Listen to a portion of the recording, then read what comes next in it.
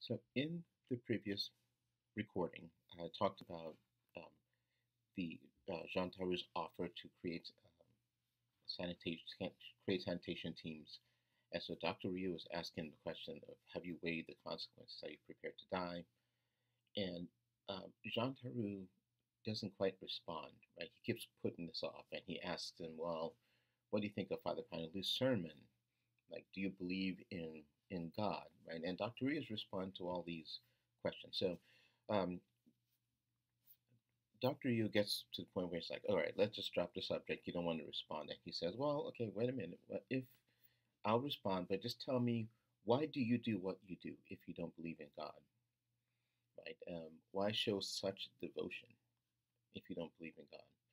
Because Dr. Yu clearly is, um, no question, is devoted to the people and is willing to put himself at risk. So here, we'll look on page 127. Oh, sorry, on bottom of 126, where Tarrou says, my question's this: why do you yourself show such devotion, considering you don't believe in God? I suspect your answer may help me to mine. All right.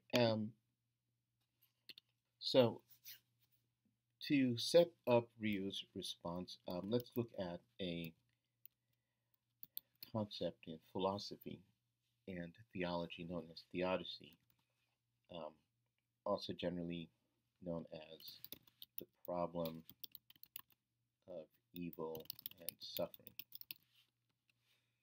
All right, so the classic formulation for this is that if God is all loving, okay, and if God is all powerful, right, then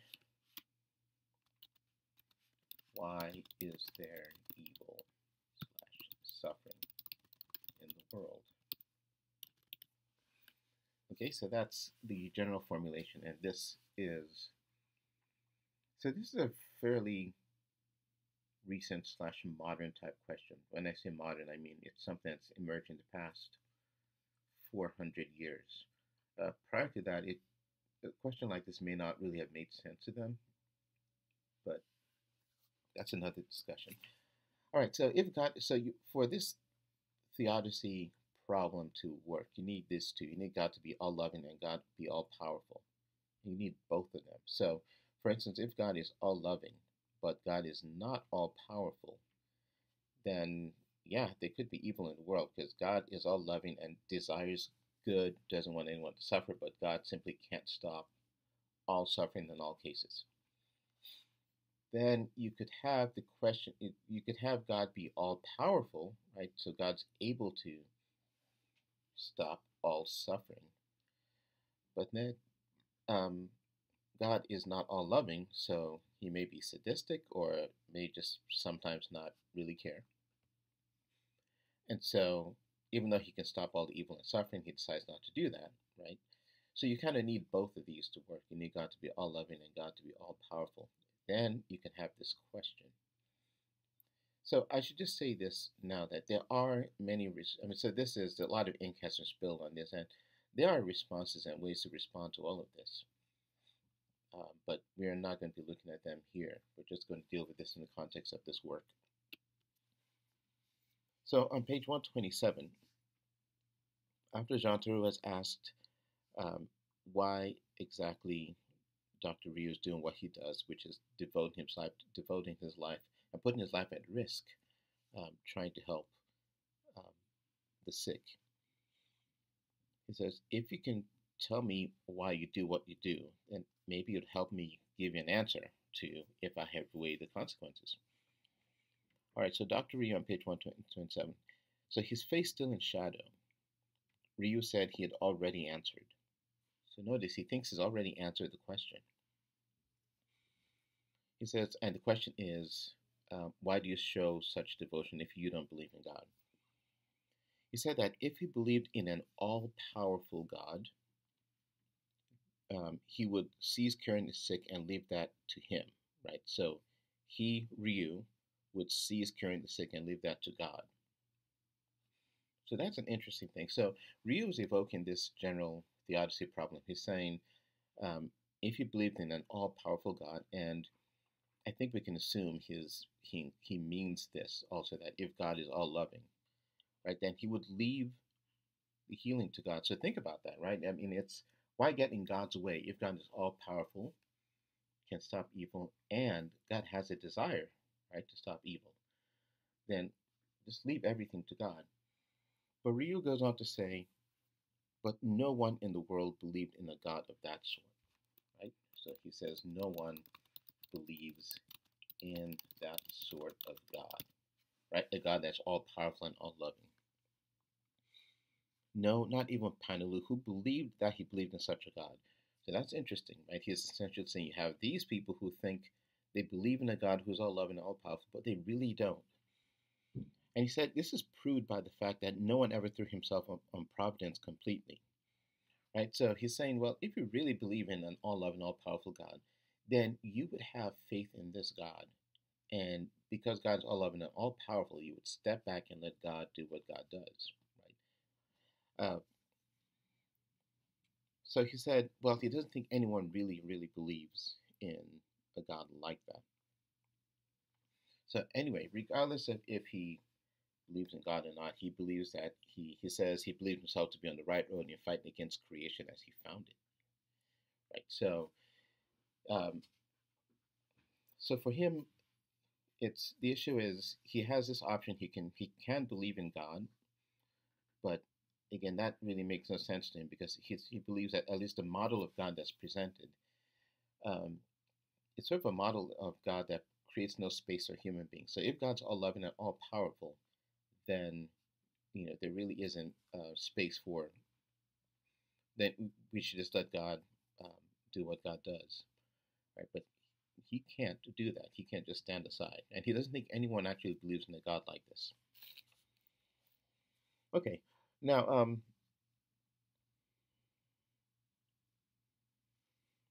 so if we look down further down page 127, so we skip ahead. So there's some interesting things said here, but I want to get to something else. Um, the last two paragraphs on page 127 say, Ryu turned to the window. A shadow line on the horizon told of the presence of the sea. He was conscious only of his exhaustion, and at the same time was struggling against a sudden irrational impulse to unburden himself a little more to his companion, an eccentric perhaps, but who he guessed was one of his own kind. Okay, so they both um, sort of have the same sort of philosophy. I haven't a notion, Tarrou, I assure you, I haven't a notion. When I entered this profession, I did it abstractly. So that's when he became a doctor. He did it abstractly. So this notion of abstraction is prevalent in this book. Um, it's an important idea. He said, I did it abstractly because I had a desire for it, because it meant a career like another, one that young men often aspire to. Okay, so he explains why he went into medicine. Right? Perhaps too because it was particularly difficult for a workman's son like myself, and then I had to see people die. Right. So again, the experience of death. So with existentialists, this is always central, right? The idea of death. So he said, and then I had to see people die. He says, do you know that there are some people who refuse to die? Have you ever heard a woman scream never with her last gasp? Well, I have. And then I saw that I could never get hardened to it. I was young then and I was outraged by the whole scheme of things. Right? So he's going to bring up this scheme of things later. But I think here he's thinking of, so it's hard to say what he's thinking of. Because he's saying he doesn't believe in God, but in some way he's thinking about the way the world is, the way things happen, right? The scheme of things.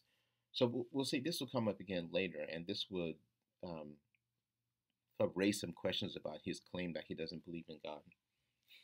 But he said he used to be outraged by the whole scheme of things, or so I thought. Subsequently, I grew more modest. Only I've never managed to get used to seeing people die.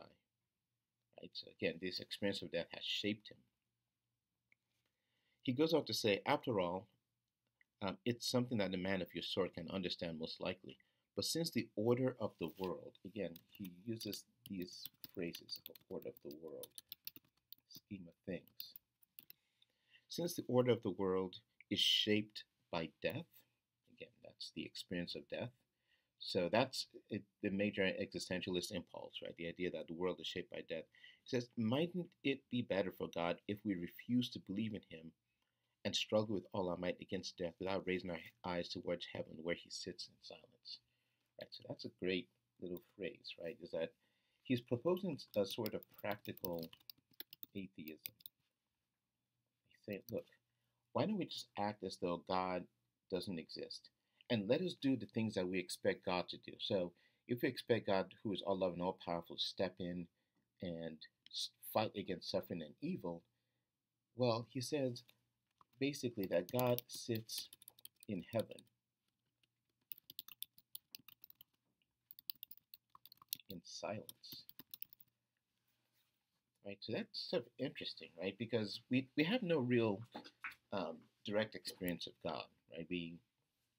God is always, the experience of God is always mediated to us through something, right? And so there's a sense in which to find God, you have to make an effort. So you have to make an effort to find God, right? So this idea here is sort of interesting that God sits. Um, but how does he phrase? He says, um, raising our eyes towards heaven where he sits in silence. So God sits in silence. So, so this is Dr. Rieu's approach. So earlier he said, no, he doesn't believe in God, but he wasn't quite sure what that means. Essentially, he's asking everyone that, you know what, why don't you just be like me and let us go ahead and let us take the role of God,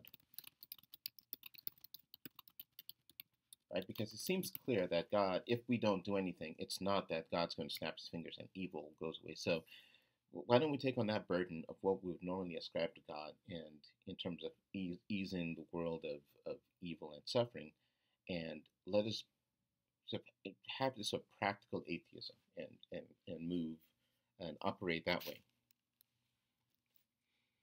All right. So Tarrou, the response here, Tarrou nods, right? And he says, yes, but your victories will never be lasting. That's all, right? So essentially saying, yeah, well, so we could fight against evil, right? That's true. But again, the order of the world is shaped by death, right? And death is inevitable, right? And essentially, if we keep doing this, we're going to keep losing, right? And there's nothing we can do that can make this sort of lasting eternal impact. So it says your victories will never be lasting. That's all, right? You'll win some, but again, you just keep losing. You're more guaranteed to lose than win. And Rieux says, yes, I know that, but it's no reason for giving up the struggle, right? So just because defeat is certain, okay, does not mean we shouldn't fight against evil, right? So that's kind of an interesting approach, right? It's basically he's encouraging everyone essentially that we, um, you know, let's just assume there's no God, and let's just take on the rule of God, and let us fight evil. And yes, it might be a never-ending defeat, but that's fine. You still have an obligation to fight. So he says, yes, I know that, but it's no reason for giving up the struggle. Tarrou says, no reason, I agree, only I now can picture what this plague must mean for you. And Dr. Rieux says, yes, a never-ending defeat. Okay? So essentially that the plague is never-ending defeat. So think about that. That seems somewhat bleak, but again, you can see what's going on here is that is the commitment to fight against evil. And Rieux seems to think that the belief in God interferes with that commitment, right? On the other hand, if we have this practical atheism, God sits in silence in heaven, Um, so let's just move God out of the way and let us just fight evil wherever we find it. And yeah, it's going to be a never-ending defeat. We're just going to keep hitting against, um, this wall of evil, and we'll lose more than we'll win. But you have to have the commitment. So Jean Tarrou then asks a question that says, "Who taught you all this, doctor?" So this is interesting, right? Who taught you all this? So if you recall, we said he identified Father Panulu as not as a man of faith, but as a man of learning. He said he's a scholar, right? And now here he's a doctor, he's a medical doctor who's also going through his own education, right? But he sees himself in a different way. And so he's going to talk about his own training, right? And so when Tarrou asks him, "Who taught you all this?" the reply came promptly, and his response is suffering.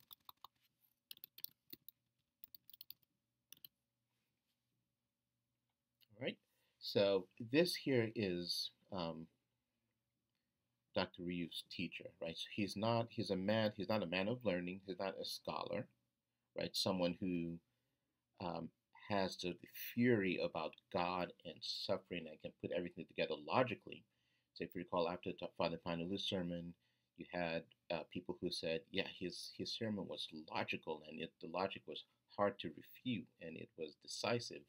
Well, um, Dr. Yu is saying, look, I can't explain everything. I'm not going to try to. All I know is that there's people suffering, right? And I have to fight evil in this individual case and then move on to the next case.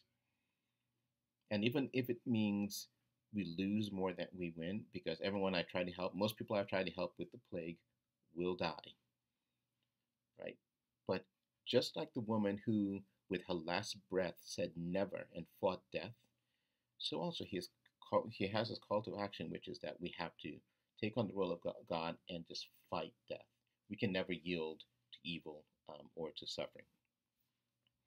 All right, so this is as far as I'll go with this discussion, and then we'll see both of them have another talk later in the book when the city is in the throes of the plague.